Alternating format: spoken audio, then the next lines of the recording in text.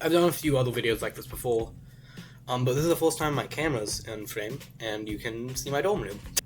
This is Duckscussions, the series where I talk about video game news unscripted, and to just share my personal thoughts on it. I grew up playing all the Lego games, but specifically the Lego Batman game. I'm pretty sure the first one was like the first game I ever played. And so I have a lot of great memories of playing that with my brother, him being Batman, me being Robin. I also then played Batman 2 and 3. I remember like being disappointed when 3 came out because there wasn't an open world to it.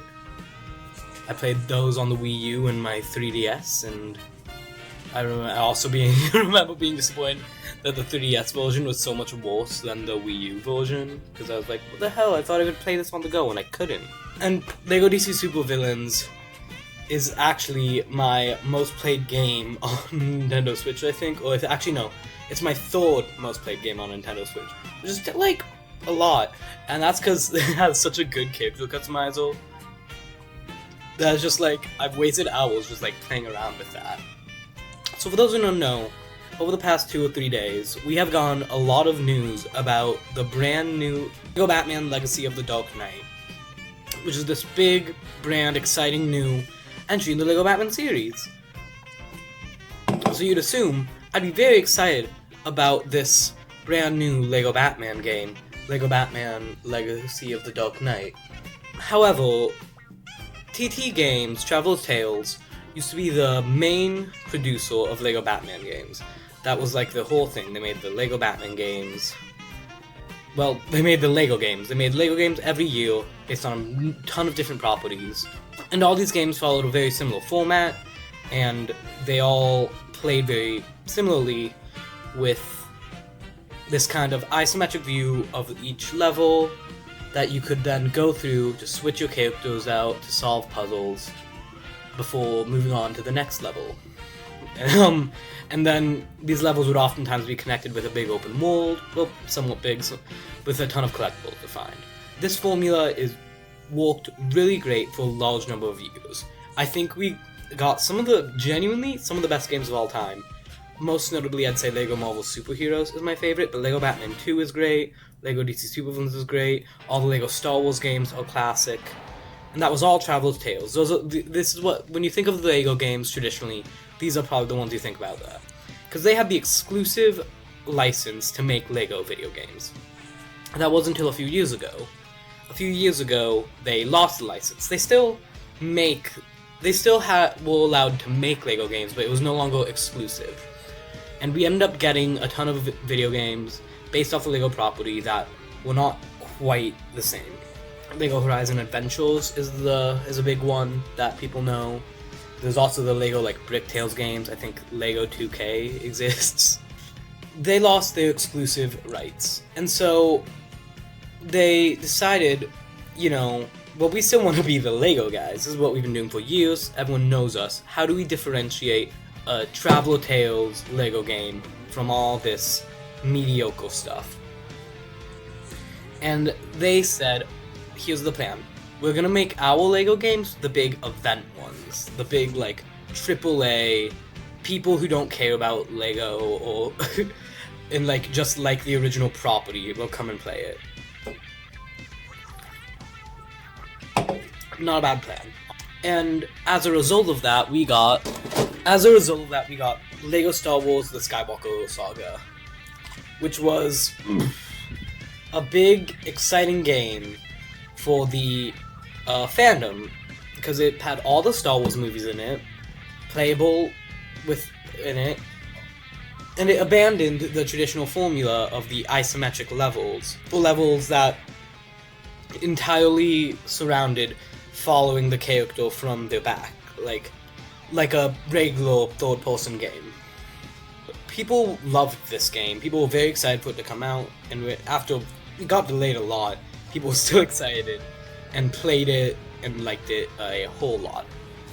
I was a lot more mixed on it, because as much as it felt a lot bigger and very grand, I think that it lost a lot of the polish that made the previous Lego games good. And because I feel like what was really great about the older LEGO games was the level design was just perfectly succinct in a way that like really aided to make them fun.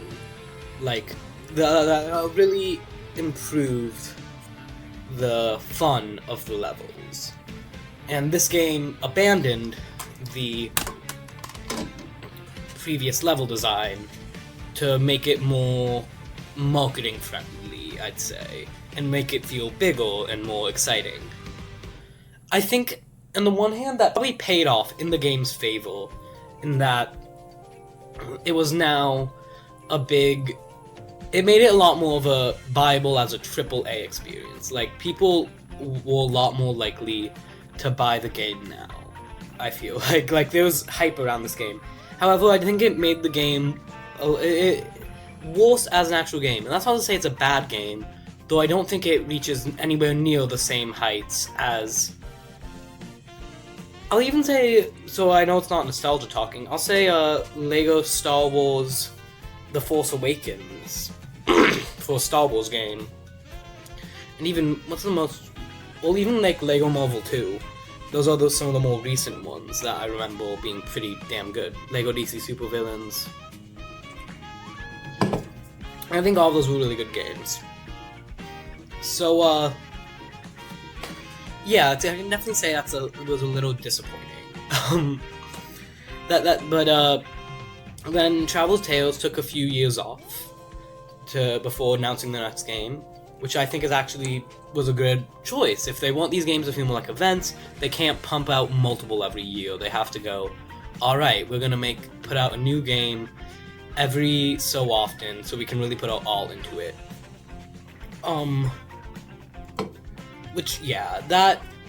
I think, considering now that LEGO as a whole is able to pump out a ton of games, if they can make their game stand out as, like, their own kind of sub-series, and that sub-series is a big event, then it's kind of like how Zelda releases every year.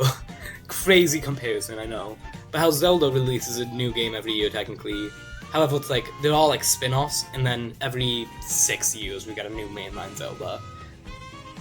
LEGO doesn't take quite that long, it seems like more 3 years, but still, I think that was a good choice, because now they can fill their next game with just as much content and just as much exciting gameplay, like exciting new stuff, as they did the Skywalker Saga.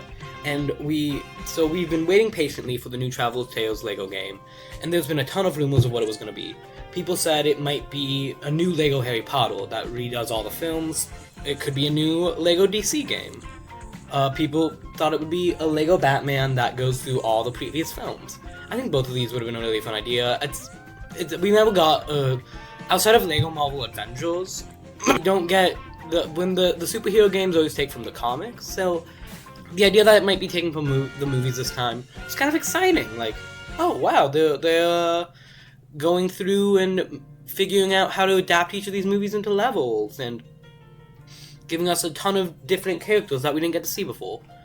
And so those were the two most prominent rumors, and we were all waiting patiently, starting to get ready for... In the weeks before the announcement of Legacy of the Dark Knight, I actually saw even more discussion than usual about a new LEGO game by TT Games. Like, I kept seeing posts about how much people want a new one. So, honestly, the announcement came at the perfect time. And since the announcement a day or two ago, they've just released a ton of information and footage of LEGO Batman, the new LEGO Batman. And it looks good? The new game is making a lot of changes to the formula. Again, they're doing what Skywalker Saga did, and not following the LEGO game formula. Kind of question this decision, because I think that it makes the game a lot less unique. The new gameplay, people have been comparing a lot to the Arkham games, which makes sense. They're kind of making kid-friendly Arkham, which does make sense. Kids see Arkham, they want to play it, and then parents are like, no, that's too adult. We have Arkham at home, and it's the new Lego Batman game. That makes sense. In that regard, I just kind of hope it's good as, like, a kid-friendly outcome. Because, you know, I definitely am disappointed to see that they're not going back to the old level design, but I didn't expect them to. Like, while I think that makes the games a lot more unique and probably better, I also can respect it's probably harder to develop. It makes the games less, like, appealing in commercials and things. And it's just not what the developers want to do. I can respect that they don't want to go back to the original gameplay formula, as much as it hurts me so.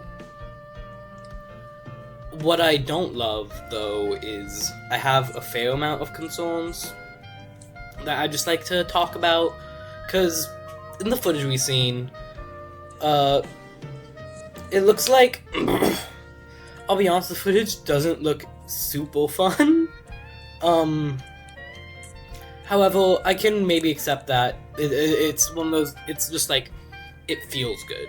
Like, we see this combat, and I'm just like, in my mind, it looks kinda like the old Lego game combat, which was a lot more just like, it was just button mashing combat, and it worked in those games because of the camera angle pointing down and you not having to move it.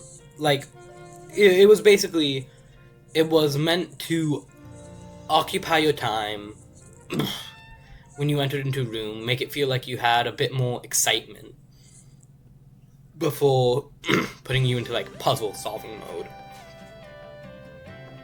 Because they were puzzle games, really, where you had to basically just use the right character to do abilities. I can respect that. It's very inspired by Arkham, but looks a bit simplified. But there seems to be more of a focus on it, which basically, they're Lego figures. It's kind of hard to sell that they're getting punched and getting hurt when they're plastic. And when you beat an enemy in the old game, the Lego things would fall apart. In this game, they just kind of fall over. I don't know. I'm just not completely sold on it. This game also follows an original story, which I am mixed on. Because the thing is, I think everyone kind of liked the idea of adapting all the Batman movies, especially if it's going to be Batman-centric, but I can also respect that they want to do an original story. You just get to have more fun and be more creative that way as a developer. But it seems like the new story is gonna have a new continuity from the old Lego Batman games. Batman looks completely different. Commissioner Gordon, Bane, all these characters look completely different, which I don't like. Lego Batman 1, 2, 3, and DC Supervillains all had an ongoing story, and as silly as it sounds, like, and it wasn't a super serious story because it's a Lego children's game, but I think there was always a bit of fun in how they connected to each other. For example, in the opening credits of Lego DC Supervillains, you can see the gun that Lex Luthor uses in Lego Batman 2 on display in a museum. And just small connections like that, I think, made those games very rewarding to play through, especially if you grew up with one of them and then played the new one.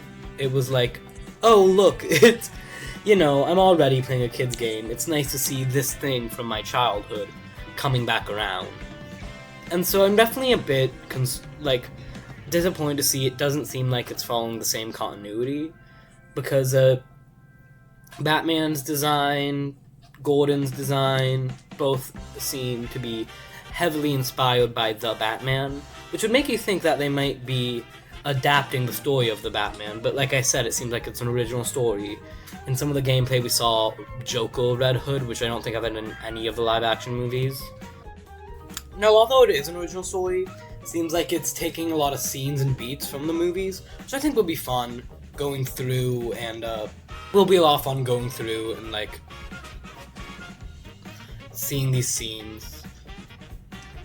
So, But yeah, I'm sad to see the continuity reset.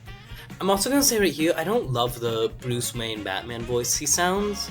I think they were trying to do something kind of Robert Pattinson-esque, but it just doesn't work for me. And yeah, they're taking inspiration from all of the movies, which I hope that, you know, is fine. Fine. I definitely prefer the comic aesthetic to any of the movies' aesthetics, but I'm guessing all of those would be unlockable.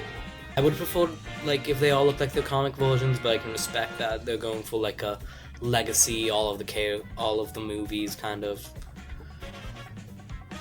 Also, can I just say, Legacy of the Dark Knight is kind of a lame-ass name. It's so, like, non-specific on what the game's adapting, unlike the Skywalker Saga, where you're like, oh, they're adapting all of the Skywalker Saga movies. Legacy of the Dark Knight is like, okay, it's an original game, but it's also not like a Lego-y game name. It's not like Batman bricked up. Yeah. But you know, I am still excited for the game. All of this bitching, it still looks pretty fun. Like, I definitely think that I'll enjoy playing through the game when I eventually get it. And I'm definitely gonna like it more than the Skywalker Saga, just in terms of the fact that I really... I don't care that much about Star Wars, while I really like Batman, so I'm gonna appreciate the references a lot more. I just definitely felt after watching the trailer and seeing some gameplay of it, I felt a little mixed on it, and I just wanted to share my thoughts, so thank you for watching. Like and subscribe if you want to see me rant about more video games, or if you want to see some scripted stuff, I also post that, just very infrequently. Yeah, thank you.